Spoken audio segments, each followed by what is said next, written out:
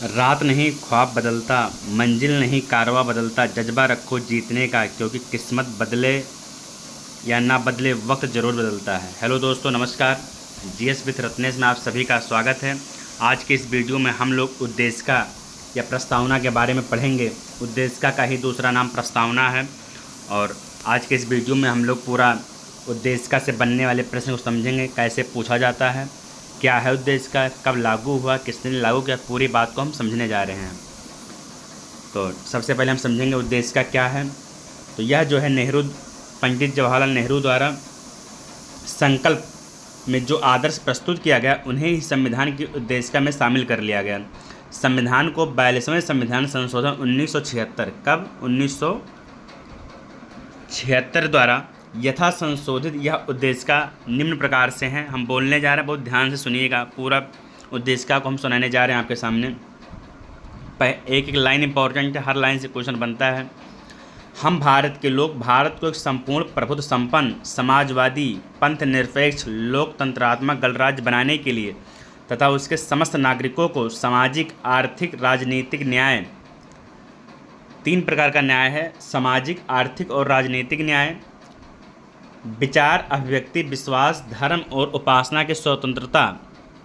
न्याय 3 प्रकार का और स्वतंत्रता कितने प्रकार के? 5 प्रकार के। कौन कौन है? विचार अभिव्यक्ति विश्वास धर्म और उपासना की स्वतंत्रता, प्रतिष्ठा और अवसर की समता प्राप्त करने के लिए तथा उन सब में व्यक्ति की गरिमा और राष्ट्र की एकता अखंडता को सुनिश्चित करने वाली बंधुता बढ़ाने के लिए दृढ़ संकल्प होकर अपनी इस संविधान सभा में आज तारीख 26 नवंबर 1949 इत मार्ग शीर्ष शुक्ल सप्तमी संवत 2006 विक्रमी को एतद द्वारा इस संविधान को अंगीकृत अधिनियमित और आत्मर्पित करते हैं। तो यह जो है हमारा उद्देशिका था, और इसे जो है पंडित नेहरू ने संविधान सभा जो तीसरी बैठक हुई थी 13 दिसंबर 1946 को, उसमें जो है प्रस्तुत किए थे। ये था हमारा पूरा उद्देशिका या प्रस्तावना।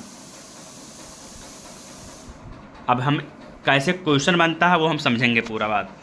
तो 26/1/1950 को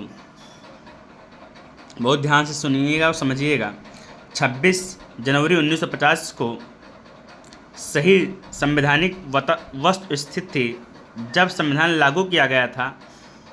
संपूर्ण प्रभुसंपन्न लोकतंत्रात्मक गणराज्य समाजवादी पंथ निरपेक्ष अखंडता शब्द 42वें संविधान संशोधन 1976 द्वारा जोड़ा गया था।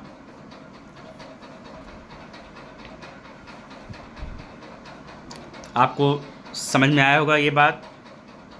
कब जोड़ा गया उद्देशिका में? तो 42वें संविधान संशोधन 1976 के द्वारा ये शब्द जोड़ा गया। अभी हम बताए हैं कि न्याय कितने प्रकार के होते हैं, स्वतंत्रता कितने प्रकार की होती है, समानता कितने प्रकार की होती है, यह भी हम बताए हैं। तो आपको ध्यान देना है कि संविधान में 3 प्रकार के न्याय हैं, 5 प्रकार की स्वतंत्रता है, समानता 2 प्रकार की है, भ्रातृत्व की भावना का उल्लेख 1 बार किया गया है। तो ये आपके सामने डाटा बना हुआ है, इसको आप ऐसे ही कॉपी कर लीजिए। न्याय सामाजिक आर्थिक राजनीतिक, स्वतंत्रता विचार अभिव्यक्ति विश्वास धर्म और उपासना, समानता प्रतिष्ठा और अवसर, और भ्रातृत्व की भावना। तो हमारा 3 5 2 1 ये हमारा है न्याय समानता समानता भ्रातृत्व का उल्लेख। अगला है प्रस्तावना के सिलसिले में क्रम संपूर्ण प्रभुत्व संपन्न समाजवादी पंथ निरपेक्ष लोकतंत्रात्मक गणराज्य, इतना सब आता है। अगला है प्रस्तावना में भारत को घोषित किया गया एक सार्वभौमी समाजवादी धर्मनिरपेक्ष प्रजातांत्रिक गणतंत्र। ये जो है भारत के जो प्रस्तावना है उसमें जो है घोषित किया गया एक सार्वभौम समाजवादी धर्मनिरपेक्ष और प्रजातांत्रिक गणतंत्र। भारत को धर्मनिरपेक्ष राज्य वर्णित करता है। ऑप्शन में रहेगा प्रस्तावना, राजनीति निर्देशक तत्व, ऐसे ही 4 ऑप्शन रहेगा। तो उसमें हमारा उत्तर क्या सही होगा? प्रस्तावना। अगला है पंडित नेहरू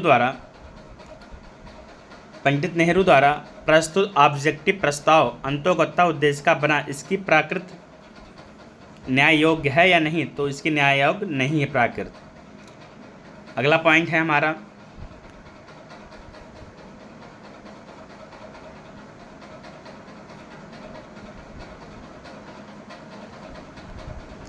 इसका संशोधन किया जा सकता है, संविधान के विशिष्ट प्रावधानों को यह रद्द नहीं कर सकता है। इंपॉर्टेंट लाइन है। अगला है, प्रस्तावना का विधिक स्वरूप क्या है, यह लागू नहीं किया जा सकता है। प्रस्तावना का विधिक स्वरूप क्या है, लागू नहीं किया जा सकता है। अगला पॉइंट है, संविधान की उद्देशिका में संशोधन किया गया था कब, तो 42वां संविधान संशोधन। और ये 42वां संविधान संशोधन हुआ कब था, 1976 में हुआ था। अगला पॉइंट है हमारा, भारत में लौकिक सार्वभौमिकता है क्योंकि संविधान की प्रस्तावना आरंभ होती है कहाँ से, हम भारत के लोक शब्दों से शुरू होती है। सभी व्यक्ति पूर्णता और समान रूप से मानव है, यह सिद्धांत माना जाता है सार्वभौमिकता। सार्वभौमिकता का मतलब ही होता है सभी व्यक्ति पूर्णता समान रूप से मानव हैं। अगला पॉइंट है, ये सब जो है प्रीवियस ईयर के आए हुए क्वेश्चन है, उसी घटना चक्र का यह शॉर्ट नोट्स है। भारत के संदर्भ में धर्म निरपेक्ष शब्द का क्या अर्थ है, तो इसका अर्थ है भारत में राज्य का कोई धर्म नहीं है, तदनुसार सभी धर्मों को राज्य द्वारा समान प्रश्रय अपेक्षित है।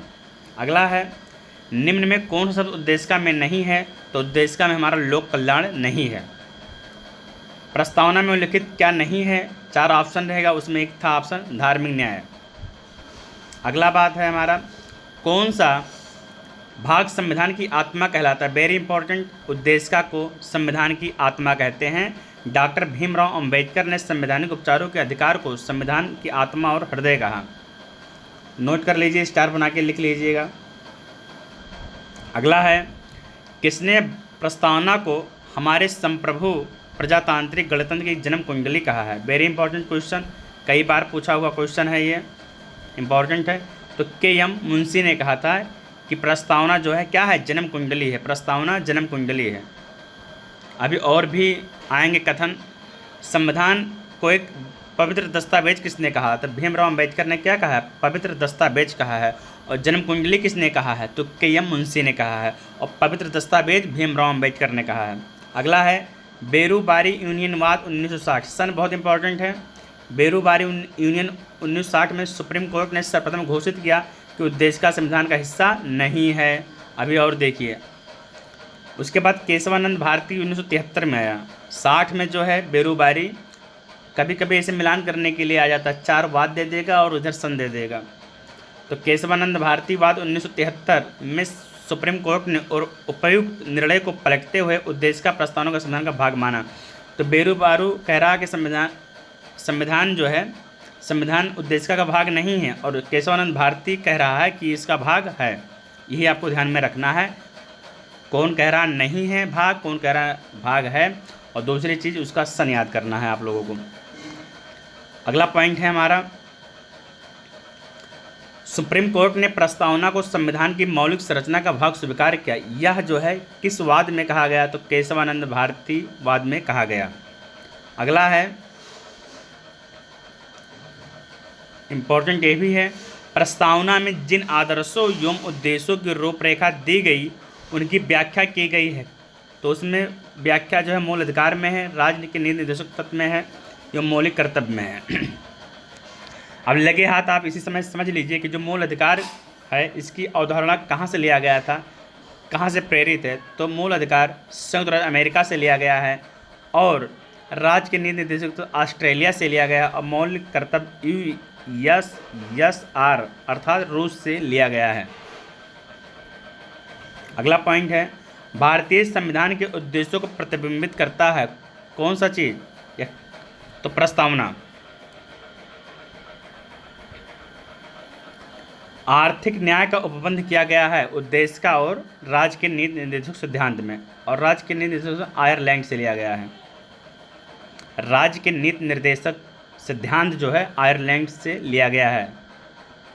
सामाजिक समानता संविधान में प्रत्याभूत है, वेरी इंपॉर्टेंट लाइन है। सामाजिक समानता संविधान में क्या है, प्रत्याभूत है।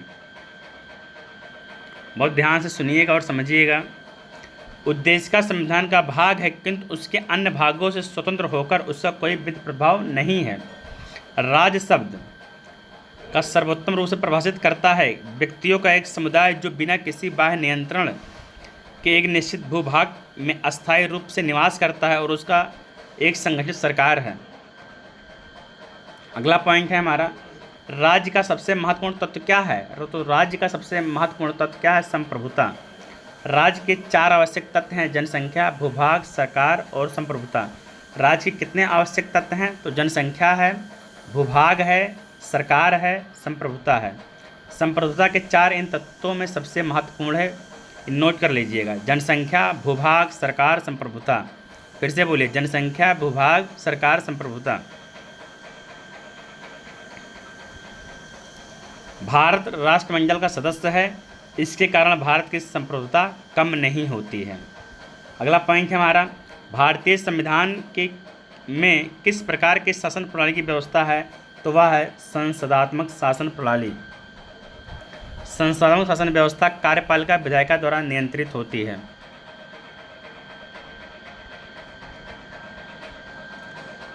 संसदीय व्यवस्था वाली सरकार वह होती है जिसमें सरकार संसद के प्रति उत्तरदायी होती है। किसके प्रति उत्तरदायी होती है? संसद के प्रति।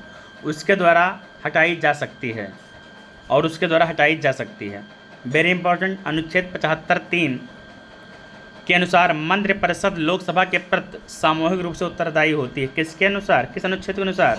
अनुच्छेद 75(3) के अनुसार मंत्रिपरिषद लोकसभा के प्रति सामूहिक रूप से उत्तरदायी होती है। सर्वप्रथम संस्थात्मक सरकार शुरू की गई थी ग्रेट ब्रिटेन में, तो यूं ही से ये प्रेरित भी है। संस्थात्मक शासन सरकार की व्यवस्था कब से शुरू हुई? तो कहाँ शुरू हुई? तो ग्रेट ब्रिटेन से, यूके से शुरू हुआ था। अगला पॉइंट है हमारा, भारतीय संस्कृति प्रणाली ब्रिटिश संसदीय प्रणाली से इस बात से भिन्न है कि भारत में न्यायिक पुनरावलोकन की प्रणाली है। और न्यायिक प्रणाली कहाँ लिया गया है? तो अमेरिका से लिया गया है। कहाँ से? अमेरिका से लिया गया है। अगला पॉइंट है हमारा, हमने ब्रिटिश मॉडल पर आधारित संसदीय लोकतंत्र को अपनाया क्योंकि हमारा मॉडल उसे मॉडल से इस प्रकार से भिन्न है। जहाँ तक विधि निर्माण का संबंध है, ब्रिटिश संसद सर्वोपरि है अथवा संप्रभुत्व, किंतु भारत में संसद की विधि निर्माण की सख्त पर सीमित है। भारत में संसद किसी अधिनियम में संशोधन की संवैधानिकता से संबंधित मामले उच्चतम न्यायालय द्वारा संवैधानिक पीठ को भेजे जाते हैं। भारतीय संविधान की विशेषता क्या नहीं है? तो उसमें जो ऑप्शन था वो था अध्यात्मक सरकार। ये जो है विशेषता नहीं है भारतीय संविधान की। भारत में राष्ट्रपति पद्धत सरकार नहीं बल्कि संसदीय पद्धत की सरकार है। यहाँ पर अध्यात्मक सरकार के जब संसदीय पद्धत होता तो हमारा उत्तर सही चला जाता। तो संसदीय पद्धत है लेकिन अध्यात्मक पद्धत नहीं है। भारत में संसदीय प्रणाली की सरकार है क्योंकि मंत्रिपरिषद लोकसभा के प्रति उत्तरदायी है, अनुच्छेद 75(3) के अनुसार।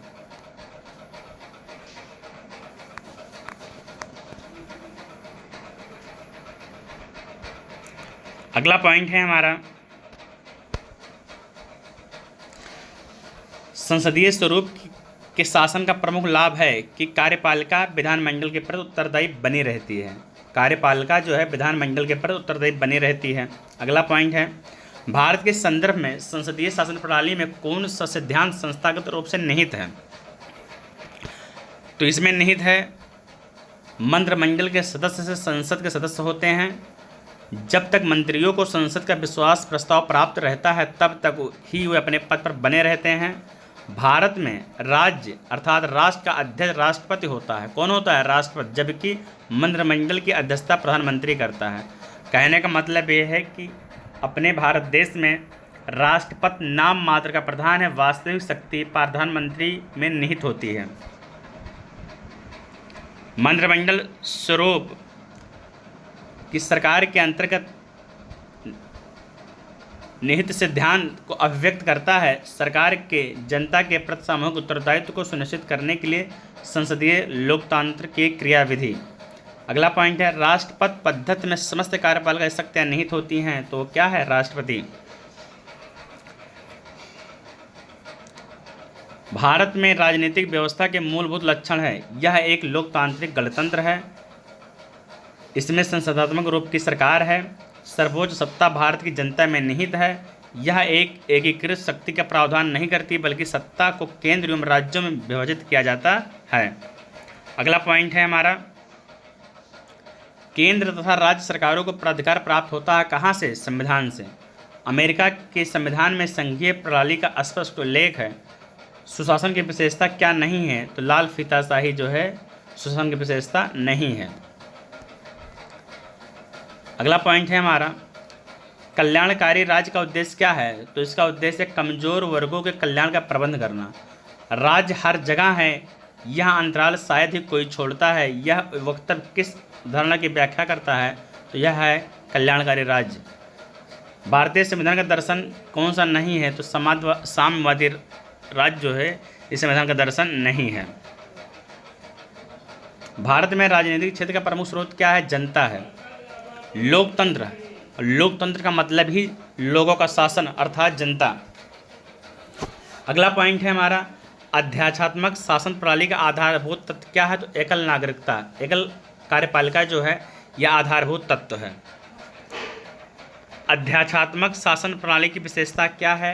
यह है कार्यकारिणी का प्रमुख राष्ट्रपति होता है। राष्ट्रपति अपने मंत्रिमंडल का चयन करता है।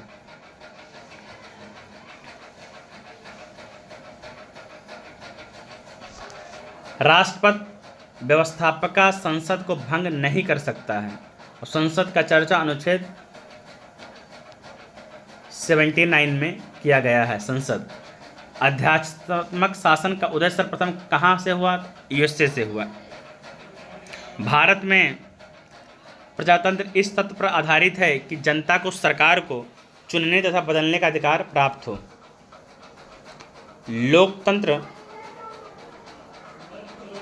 का उत्कृष्ट गुण यह है कि वह क्रियाशील बनाता है। साधारण पुरुषों और महिलाओं की बुद्धि और चरित्र को क्रियाशील बनाता है। भारत एक गणतंत्र है, इसका अर्थ है भारत में वंशानुगत शासन नहीं है। कहने का मतलब कि यहाँ पर ऐसा नहीं कि राजा का लड़का ही राजा बनेगा। यहाँ पर समता एवं समानता का अधिकार है। सभी जो उस योग्य होगा उसको वह पद दिया जाएगा। इसमें किसी का वंश नहीं चलेगा, न किसी का इसमें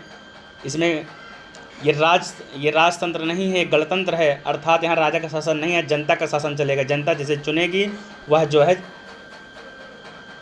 चाहे वह ग्राम पंचायत का चुनाव हो या नगर पालिका का चुनाव हो, जनता चुनेगी जो उस पद पर बैठेगा। निर्धारण जनता करेगी। पावर किसके हाथ में है? जनता के हाथ में पावर है। अगला है, भारत एक गणतंत्र है जिसमें अंतर्निहित है राज्य का अध्यक्ष निर्वाचित होता है। अगला है, भारत का संविधान परसंघीय है क्योंकि केंद्र और राज्यों के बीच शक्तियों का वितरण किया गया है। अगला है हमारा, भारतीय संविधान क्या है? अंशतः कठोर, अंशतः लचीला। वेरी इंपॉर्टेंट क्वेश्चन है। यह क्वेश्चन टेट में भी आया हुआ क्वेश्चन है, पीसीएस में भी आया हुआ क्वेश्चन है, अन्य भी जगह ये क्वेश्चन आया हुआ है कि भारत का संविधान कैसा है? तो न कठोर ही है न लचीला ही है। कहने का मतलब अंशतः कठोर है, अंशतः लचीला है। भारतीय संविधान एक संघीय प्रणाली का प्रावधान करता है क्योंकि केंद्र एवं राज्यों के मध्य शक्तियों का स्पष्ट विभाजन है। यद्यपि यह पूर्ण संघ नहीं है क्योंकि इसके कई प्रावधान एक शक्तिशाली केंद्र की रचना करते हैं।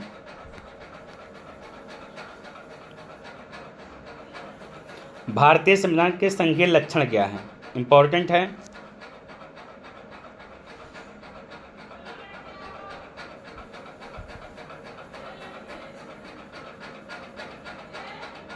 भारतीय संविधान के जो है लक्षण क्या है? दो सरकार, शक्तियों का विभाजन, लिखित संविधान, संविधान की सर्वोच्चता, संविधान की कठोरता, स्वतंत्र न्यायपालिका, द्विसदनीय व्यवस्था।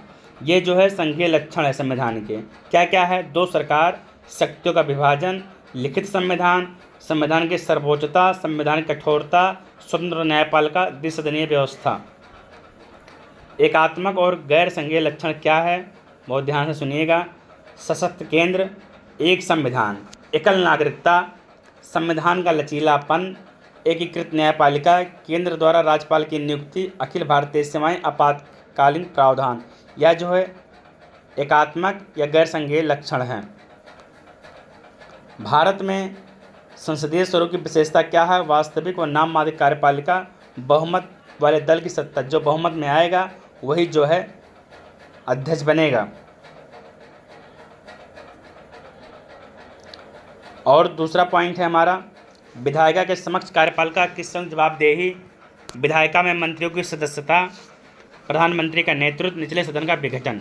भारत का राष्ट्रपति परोक्षतः निर्वाचित होता है। भारत में संसदीय प्रणाली को गणतंत्रवाद के साथ जोड़ा गया है।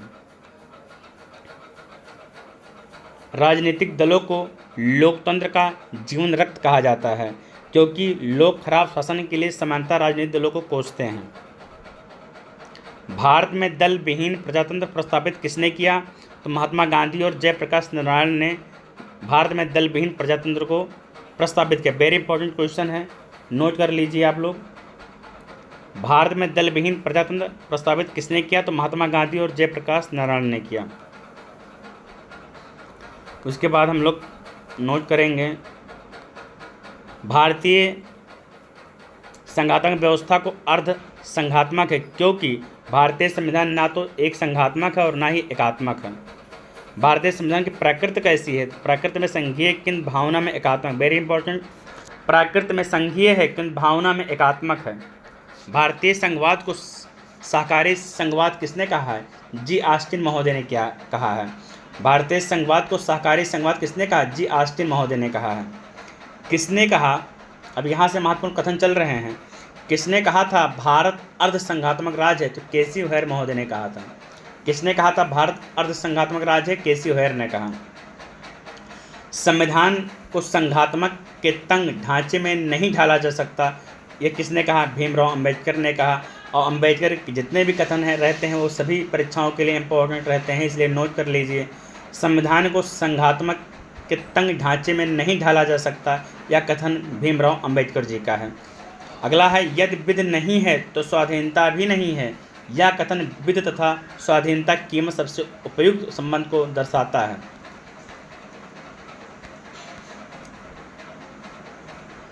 चलिए, आज की इस वीडियो में हम लोग यहाँ तक अध्ययन किए हैं। हम लोग इस वीडियो के माध्यम से प्रस्तावना को पढ़े हैं और राज्य के नीति निर्देशक सिद्धांत को भी पढ़े हैं। राज्य के नीति निर्देशक सिद्धांत जो कि ये भी जो है आयरलैंड से लिया गया है। जितना भी बताए हैं सब नोट कर लीजिए, क्योंकि ये सब क्वेश्चन में बहुत पूछा जाता है। और नीति निर्देशक सिद्धांत जो है वो नीति निर्देशक सिद्धांत जो है अनुच्छेद 36 से 51 तक वर्णित है। 36 से 51 तक वर्णित है। इसकी व्यवस्था जो है प्रणय आयरलैंड के संविधान से ली गई है। इम्पोर्टेंट लाइन इसमें नीति निर्देशक सिद्धांत में यह है कि इसे न्यायालय द्वारा लागू नहीं किया जा सकता है, यानी इसे वैधानिक शक्ति प्राप्त नहीं है, किंतु फिर भी इस भाग में अधिकथित तत्व देश के शासन में मूलभूत है और विधि बनाने में इन तत्वों को लागू करना राज्य का कर्तव्य होगा।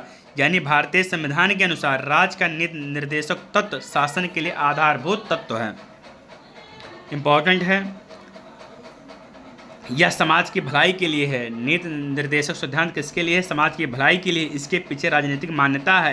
यह सरकार के अधिकारों को बढ़ाता है और इसका जो है जिक्र संविधान के भाग 4 में किया गया है और अनुच्छेद 36 से 51 तक किया गया है। ये सब आपके सामने आज इम्पोर्टेंट क्लास थी। मिलते हैं फिर कल इसी टाइम। जय हिंद, जय भारत।